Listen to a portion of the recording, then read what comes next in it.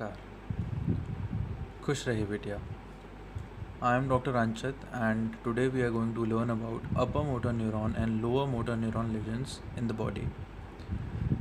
This is an important part in the subject physiotherapy in neurology and neurosurgery in the course Bachelor's of Physiotherapy. Now we should know that what are upper motor neurons and what are lower motor neurons. As the name suggests, upper motor neuron are the neurons that are situated in the higher centers of the body, that is the brain and majorly brainstem. And while lower motor neuron are the neurons that are located in the lower part of the body, which means lower part of the nervous system, which means the spinal cord. So now we're going to learn about what are upper motor neuron lesions and how are they different from lower motor neuron lesions and what are the impact of the lesions on the body. So we know that central nervous system is the main system that is responsible for all the activity of the body, that all the movements which happens through the muscle is by the CNS. So the CNS influences the activity of the skeletal muscles through two set of neurons, being the upper motor neuron and the lower motor neuron. Upper motor neurons are responsible for conveying impulses for voluntary motor activity through descending motor pathways that make up the motor neurons. Which means कि जो ऊपर से neurons आते हैं, upper motor neurons जिसको हम बोलते हैं, they are responsible for the muscular activity. जितनी भी activities होती हैं, upper motor neurons are responsible for that. The upper motor neuron sends signals to the lower motor neuron that exert direct or indirect control over the lower motor neuron regions of the nerves. So muscle क्या होती है, ये अलग अलग centres दिए गए हैं जो डिपेक्ट करते हैं कि कौन सा पार्ट क्या चीज़ कंट्रोल करता है. फॉर एग्जांपल कोर्टेक्स के अंदर ऑडिटरी कौन सा कंट्रोल कर रहा है, वॉलंटरी मूवमेंट कौन सा कंट्रोल कर रहा है. तो होता क्या है कि जो न्यूरॉन्स होते हैं जो ब्रेन में मेजरली कोर्टेक्स में सिचुएटेड होते हैं, उनके जो एक्सॉन्स हैं नर्वस सिस्टम के अंदर जो ऊपर से नीचे होते हुए आते हैं मेडुला ऑब्लोंगेटा के थ्रू और फाइनली साइनैप्स करते हैं वो somewhere in the spinal cord. तो उन एक्सॉन्स को अपर मोटर न्यूरॉन बोला जाता है और साइनैप्स के बाद जो स्पाइनल कॉर्ड से निकल के और जो डायरेक्ट हमारे मसल्स के अंदर जाते हैं उन वाले न्यूरॉन्स को बोला जाता है लोअर मोटर न्यूरॉन. तो आप अपर मोटर और लोअर मोटर को डिफ्रेंशिएट नाम से कर सकते हैं. जो अपर है इसका मतलब नर्वस सिस्टम के हायर सेंटर्स में है, मतलब ब्रेन और ब्रेन स्टेम के अंदर जो है. जब वो नीचे डिसेंड कर जाता है स्पाइनल कॉर्ड पे साइनैप्स कर जाता है, साइनैप्स करने के बाद वाला जो एक्सॉन है जो न्यूरॉन है उसको हम लोअर मोटर बोलते हैं. अब further we'll read about it. Axons from the cortical surface form the corticospinal and corticobulbar tracts. मतलब ऊपर के जो न्यूरॉन्स हैं वो ट्रैक्ट्स बनाते हैं जो नीचे आते हैं, जिसे हम डिसेंडिंग ट्रैक्ट्स बोलते हैं. तो ये पिरामिडल हो सकते हैं और एक्स्ट्रा पिरामिडल हो सकते हैं. तो इसके अंदर जो मेजरली पिरामिडल हैं वो कॉर्टिकोस्पाइनल और कॉर्टिकोबल्बर ट्रैक्ट्स होते हैं जो मेजरली हमारे मूवमेंट्स के लिए रिस्पॉन्सिबल होते हैं. अब अपर मोटर न्यूरॉन फंक्शन कैसे करता है. Upper motor neuron control lower motor neuron through two different pathways, pyramidal and extra pyramidal. दो तरीके के ट्रैक्ट्स बनते हैं. पिरामिडल के अंदर आता है कॉर्टिकोस्पाइनल ट्रैक्ट्स और एक्स्ट्रा पिरामिडल के अंदर आते हैं रेटिकुलोस्पाइनल, वेस्टिबुलोस्पाइनल, टेक्टोस्पाइनल, रूब्रोस्पाइनल, कॉर्टिकोबल्बर, कॉर्टिकोरूब्रल एंड ओलिवोस्पाइनल. हर ट्रैक्ट का अलग अलग फंक्शन होता है, सब अलग अलग जगह इम्पैक्ट करते हैं. कैसे कैसे करते हैं will see. So first will see the tract and then will see the function.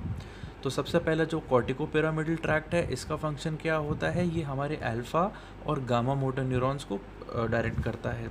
अब अल्फ़ा और गामा मोटर न्यूरॉन्स कौन से होते हैं, ये वो वाले होते हैं जो हमारे स्केलेटल मसल्स के अंदर सिचुएटेड होते हैं, जो डायरेक्ट उनको इम्पैक्ट करते हैं और रिस्पॉन्सिबल करते हैं उनके कॉन्ट्रैक्शन के लिए. तो ये हमारे स्केलेटल मसल्स का कॉन्ट्रैक्शन के लिए रिस्पॉन्सिबल होते हैं. रूब्रोस्पाइनल क्या करते हैं, स्टिमुलेट्स द फ्लेक्सास. जो हमारे फ्लेक्सस मसल्स हैं उनको रूब्रोस्पाइनल ट्रैक्ट्स फंक्शन करते हैं. रेटिकोस्पाइनल किस चीज़ के लिए रिस्पॉन्सिबल होते हैं, medullary inhibits the extensors and excites the flexors, while as the pontine excites the extensors and inhibit the flexors. जिसका मतलब क्या हुआ, बैलेंसिंग एक्ट प्ले करता है. जो दोनों अलग अलग ट्रैक्ट्स हैं एक दूसरे के ऑपोजिट काम करते हैं, which works in the homeostasis.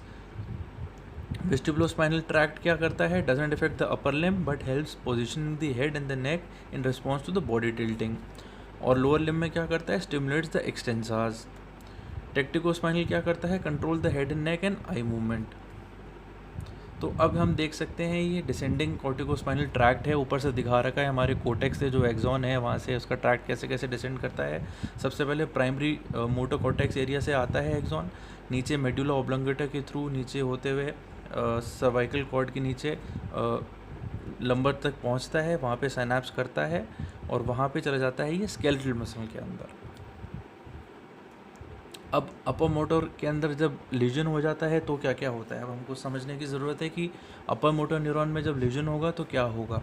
तो लॉस ऑफ डेक्सटेरिटी हो जाएगी, वॉलंटरी स्किलफुल मूवमेंट्स दिखेंगे उसके अंदर। अब क्या होता है, जब हमने देख लिया कि ये रिस्पॉन्सिबल है हमारे मसल की एक्टिविटी कराने के लिए, तो जब हमारे हायर सेंटर में ही जब लीजन हो जाएगा, जब ऊपर से ही कॉन्टैक्ट ख़त्म हो जाएगा, तो ये जिस मसल को भी या जिस भी एक्शन के लिए रिस्पॉन्सिबल होंगे वो एक्शन नहीं हो पाएगा, मसल फंक्शन नहीं कर पाएगी। जो सबसे बड़ा साइन होता है देखने का, that is Babinski sign. Babinski sign हमेशा पॉजिटिव होता है अपर मोटर न्यूरॉन में। बेबिंस्की साइन क्या होता है, जब भी हम लेटरल सोल की तरफ फुट में जब भी हम कोई शार्प ऑब्जेक्ट रन करते हैं तो हमारा जो बिगर टो है, हमारा जो थंब है पैर का, वो फ्लेक्जन मूवमेंट में आ जाता है। फ्लेक्जन मूवमेंट मतलब डॉर्सी फ्लेक्स करता है।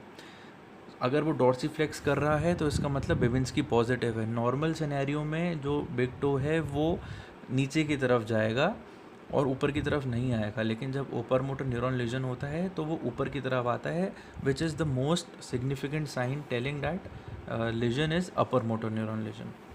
फिर इसके अंदर और क्या होता है, सुपरफिशियल रिफ्लेक्सेस एब्सेंट हो जाते हैं। सबसे बेसिक बात क्या है, इसके अंदर स्पैस्टिसिटी आ जाती है। अब डिफ्रेंशिएशन कैसे होगा मैं आपको आगे बताऊंगा। स्पैस्टिसिटी डेवलप हो जाती है, एक और बेसिक साइन है अपर मोटर न्यूरॉन लीजन का।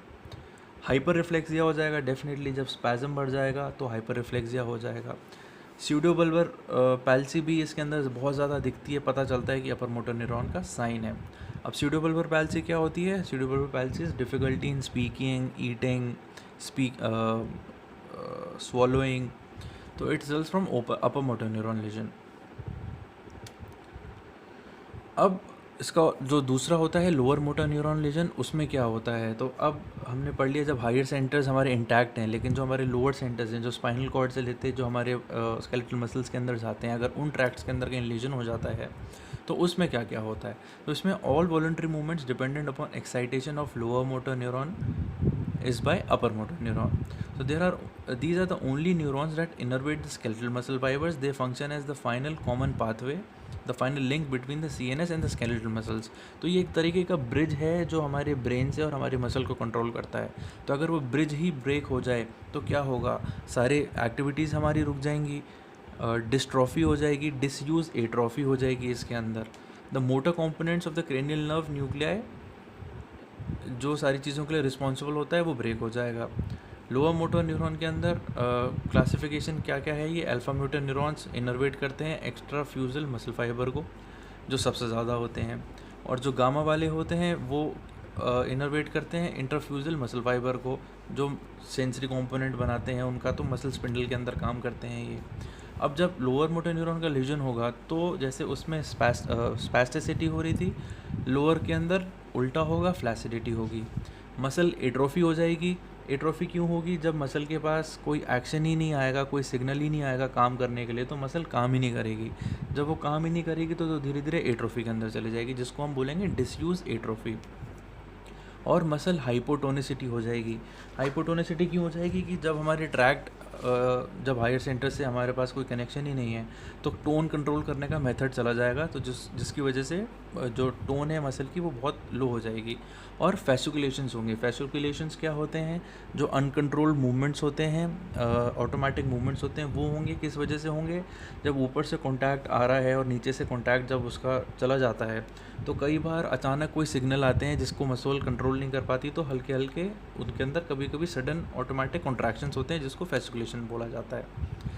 उसके अंदर स्यूडोबल्बर पैल्सी होती थी, इसके अंदर बल्बर पैल्सी होती है। It is similar disorder as pseudobulbar palsy but is caused by lower motor neuron lesion. It consists of lower motor neuron lesions जो अफेक्ट करता है फेशियल नर्व को, ग्लॉसोफेरेंजियल नर्व को, वेगस नर्व को और hypoglossal nerve को. अब सबसे ज़रूरी है इन दोनों के बीच में डिफरेंस जानना. तो अपर मोटर न्यूरॉन लेजन और लोअर मोटर न्यूरॉन लेजन को डिफ्रेंशिएट कैसे करते हैं. अब अपर है तो अपर में आप दिमाग में साइन लेके आइए एरो का जो ऊपर की तरफ हो यानी ऊंचा हो. तो ऊंचा है तो इसका मतलब सबसे पहले तो लेजन होगा ऊपर की तरफ, हायर सेंटर कंट्रोल करेंगे. तो अब टोन की बात करेंगे तो टोन अपर एरो होगा यानी टोन बढ़ जाएगी. रिफ्लेक्स की बात करेंगे अपर एरो होगा यानी हाइपर रिफ्लेक्सिया हो जाएगा.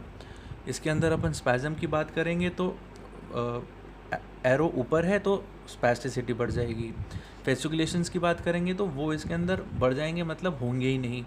तो इसके अंदर जो और एट्रोफी की बात अगर हम करेंगे तो इसके अंदर जो एट्रोफी होगी वो डिनर्वेटेड एट्रोफी कहलाएगी और लोअर मोटर न्यूरॉन में वो डिसयूज एट्रोफी कहलाएगी. तो अपर मोटर न्यूरॉन लीजन में जो पैरालिसिस का इफेक्ट होगा वो मूवमेंट के अंदर होगा, लोअर मोटर न्यूरॉन के अंदर, इंडिविजुअल ग्रुप के अंदर हो सकता है या फिर ग्रुप ऑफ मसल्स के अंदर हो सकता है. इसके अंदर अपर मोटर न्यूरॉन में muscle wasting is only from disuse. उसके अंदर जो वेस्टिंग होती है वो होती है प्रोनाउंड. इसके अंदर जो अपर मोटर न्यूरॉन में स्पैस्टिसिटी होगी उसके अंदर फ्लैसिडिटी होगी. अपर मोटर न्यूरॉन में जो रिफ्लेक्सेस होंगे वो इंक्रीज़ हो जाएंगे यानी हाइपर रिफ्लेक्सिया चला जाएगा, उसके अंदर रिफ्लेक्सेस एब्सेंट होंगे. इसके अंदर सुपरफिशियल रिफ्लेक्स या तो बिल्कुल कम होंगे या बदल जाएंगे. उसके अंदर जो सुपरफिशियल रिफ्लेक्स होते हैं वो अनऑल्टर्ड होते हैं, सिर्फ जो डीप रिफ्लेक्स होते हैं वो गायब होते हैं. अब अपर मोटर न्यूरॉन के अंदर एब्डोमिनल रिफ्लेक्स एब्सेंट होगा और जो सबसे बड़ा साइन है बेबिन्स्की साइन वो पॉजिटिव होगा. अब the corticobulbar tract projects bilaterally to all the cranial motor nuclei except part of the facial nuclei that supply muscle of the lower part of the face. जिसका मतलब क्या होगा, अपर मोटर न्यूरॉन लीजन में जो muscle of the lower part of the face that will be paralysed और lower motor neuron में muscle of the affected side will be paralysed. यानी differentiation factor कहाँ आ जाएगा, जो हम बल्बर और स्यूडोबल्बर पैल्सी की बात कर रहे थे. अपर मोटर न्यूरॉन में जब भी लीजन होगा तो only the lower part of the face will be paralysed और लेकिन वो पूरा पैरालाइज होगा. और लोअर मोटर न्यूरॉन लीजन के केस में क्या होगा, सिर्फ जिस साइड पे लीजन है यानी इप्सिलेटरल साइड पे पैरालिसिस कहलाएगा. Part of the hypoglossal nerve जो होती है वो भी दोनों को सप्लाई करती है.